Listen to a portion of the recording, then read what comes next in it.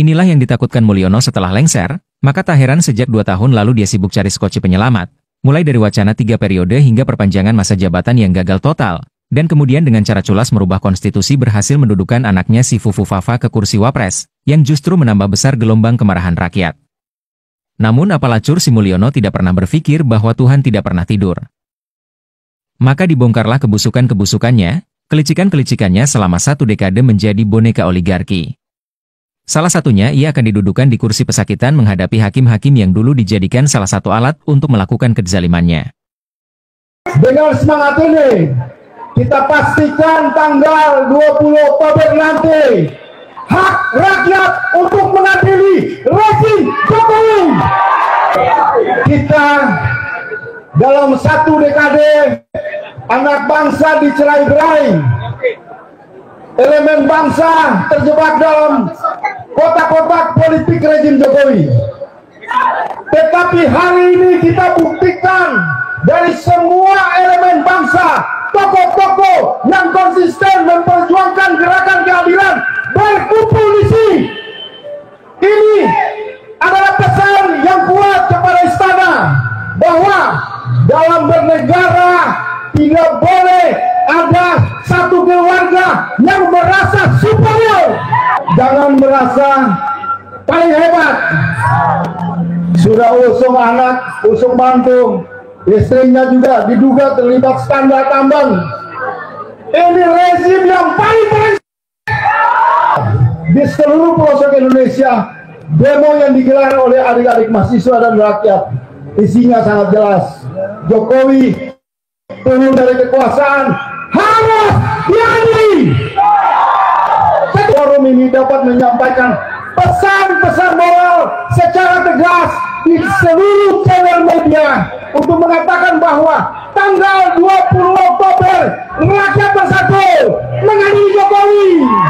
Penyakit orang Indonesia itu mudah melupakan, satu. Kemudian kedua, mudah memaafkan.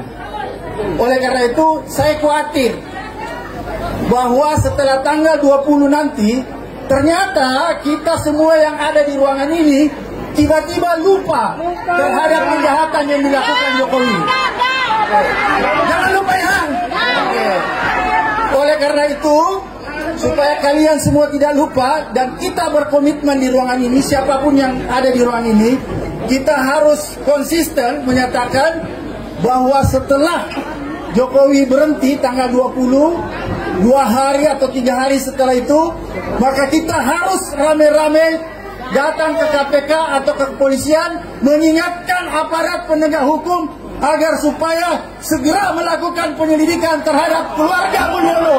Karena kita tahu persis kalau keluarga Mulyono atau Pak Jokowi tidak diadili, maka saya sangat yakin bahwa presiden-presiden selanjutnya akan melakukan pelanggaran-pelanggaran hukum seperti yang dilakukan Jokowi. Oleh karena itu sekali lagi saya ingin mengingatkan kita semua, setelah tanggal 20 mari kita geruduk KPK dan kantor kepolisian untuk mengingatkan bahwa segera melakukan penyelidikan terhadap Presiden Jokowi. Siap? Adili Jokowi. Dia memperlakukan undang-undang dasar seperti anggaran rumah tangga, rukun kampung dia. Ya. Betul-betul ini sebuah manusia toksik yang bodoh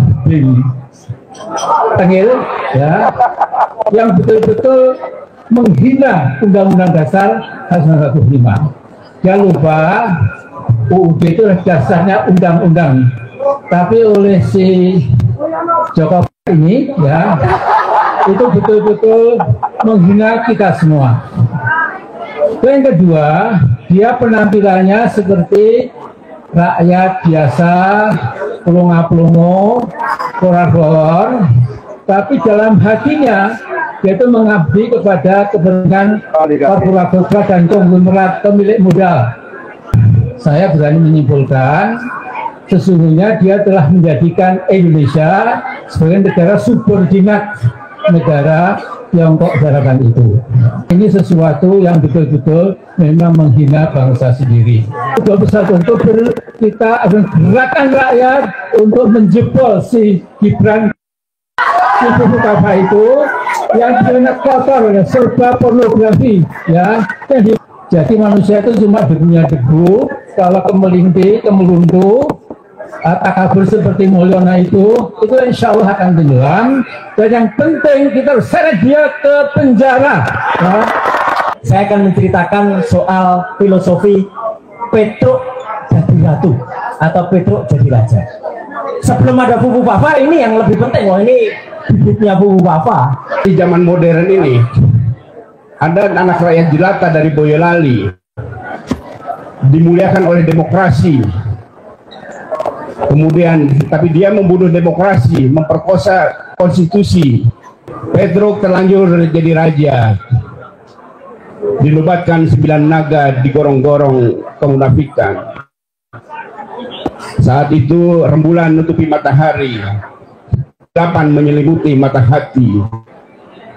Akal sehat terprosok diselokkan. Kalangan intelektual ikutan bebal.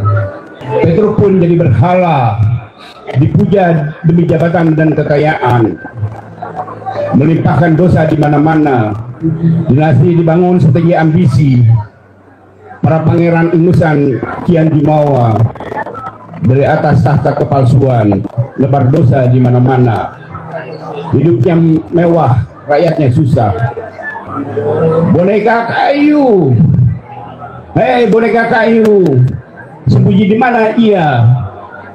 Tangkap si penipu itu. Di langit, bulan yang tinggal sepotong menyaksikan si pembohong nyisiri gorong-gorong. Menyebut takdirnya teronggok di pojok ruang kosong, dingin dan suram.